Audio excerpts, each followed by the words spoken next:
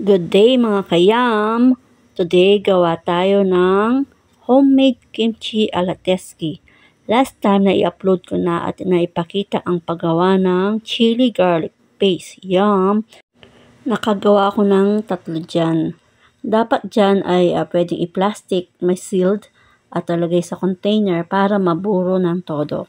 So ayan, start na natin ang paggawa ng ating homemade kimchi.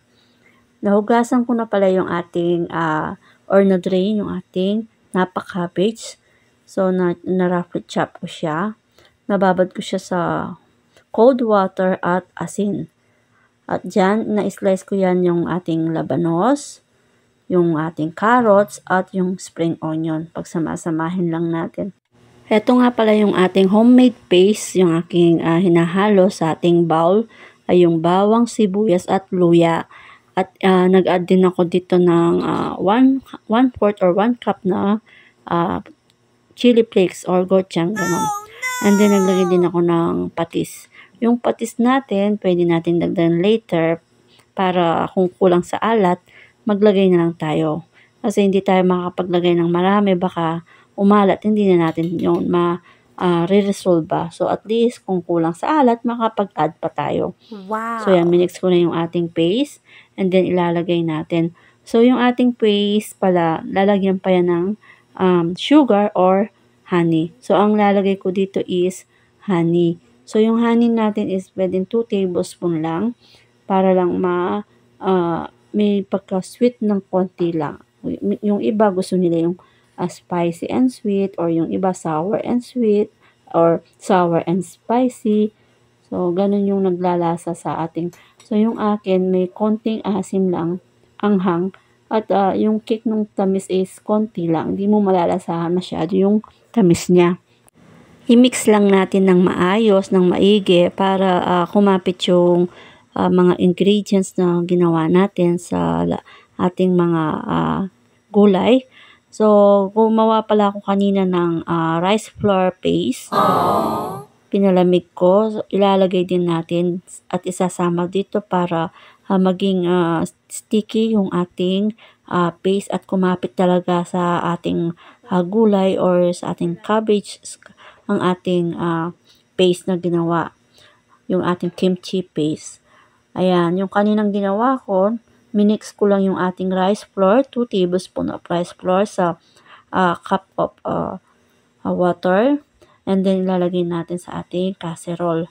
So, mainit na yung ating casserole. So, dahan-dahan lang natin hihalo hanggang maging malapot yung ating mixture.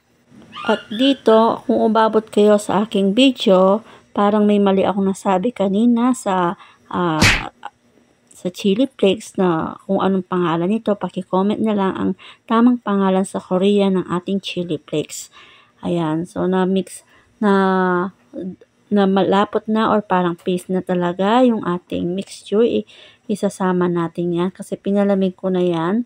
And then isasama natin sa ating kimchi para dumikit yung talagang ingredients na ginawa nating paste. What? Yan, ilalagay natin yung ating rice flour paste. Pwede rin yung rice flour, dapat nilagay na natin kanina yung ating mixture dyan, yung ating paste. Yan, pagsamahin, pwede rin. So, nauna kong nailagay sa gulay yung ating ginawang kimchi paste. O, pwede na rin natin isama dyan. Wala namang pinagkaiba.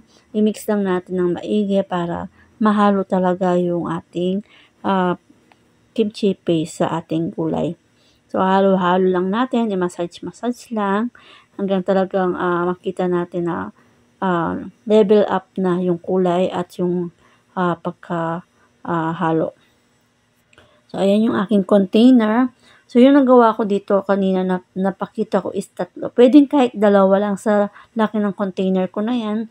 Isisiksik ko lang para ma-seal. Pero nagawa ko na ilagay ko ng ginawa ko ng 3. So, para kasi maibigay yung iba, yung isa, at makain na hindi agad masira. Kaya ginawa kong 3. Mas masarap to pag tumatagal, lalo na yung tamang pagka-fermented niya, yung pagkakaburo. Talagang malalasahan mo yung nabibili nyo. At saka nasa inyo yan kung gusto nyo marami yung pagka-paste niya, dagdagan nyo lang yung inyong mixture, yung ating rice flour mixture, yung ating paste. Dagdagan nyo na lang yung ating bawang sibuyas, lalo na kung marami yung ating gulay. So, yan, nalagay ko na sa ating container. Tamang-tamang 3. Yan, makikita ko pa lang. Ayan, pwede nang tikman yan. So, natikman ko kanina is okay na. Masarap siya. Hindi na kailangan dinagdagan ko lang ng konting patis kanina. So, yung honey, okay na. Yung pagkakalagay ko. So, thanks for watching. Hope you like my video. Don't forget to like and subscribe to my channel. So, next time, gawa ko kung ano pa ang magagawa natin. So, ayan yung ating chili garlic paste. Nilagay ko sa itlog.